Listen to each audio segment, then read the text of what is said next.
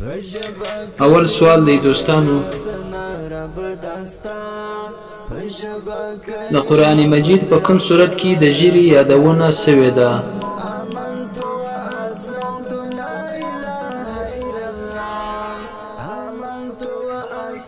جواب: په سورت طه آیت نمبر 94. سوال: د حضرت نوح علیه السلام څو زامن وو؟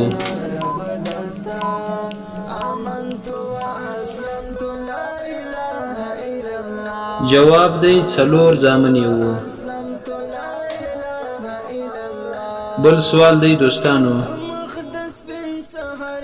اسد الله د کوم صحابي لقب وو؟ اسد الله د کوم صحابي لقب وو؟ جواب: د حضرت حمزه رضی الله تعالی عنه لقب وو اسد الله. سوال: د انسان په بدن کې هغه کومه حصه ده چې د ګناه کولو وروسته بدلیږي؟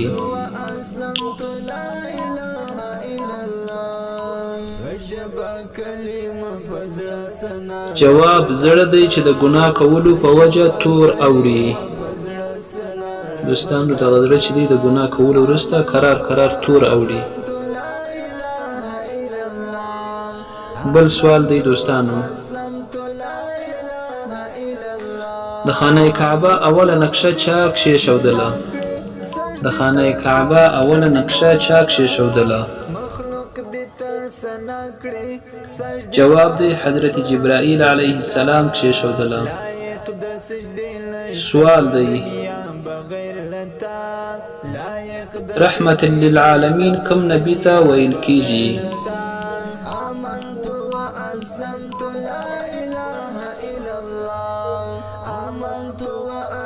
جواب دی حضرت محمد مصطفی صلی الله علیه وسلم ته رحمت للعالمین ویل کیږي.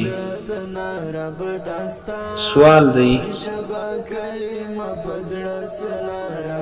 یهودیان کومه فرشته خپل دشمنه بولي؟ یهودیان کومه فرشته خپل دشمنه بولي؟ جواب دی حضرت جبرائیل امین علیه السلام. بل سوال دی دوستانو، په دنیا کې تر ټولو د مخه ښځې ته طلاق چا ورکوي؟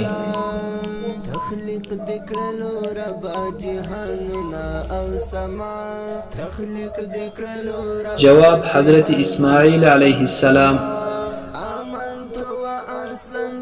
بل سوال دی مینوالو، هغه کوم نبی وو چې حضرت جبرائیل علیه السلام په خپل اصلي صورت کې ولیدی؟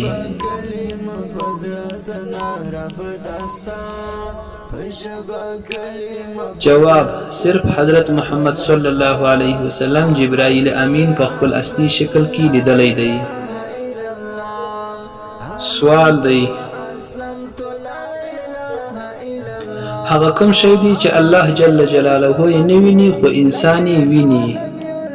هغه کوم شی دی چې الله جل جلاله یې نه ویني انسان یې ویني؟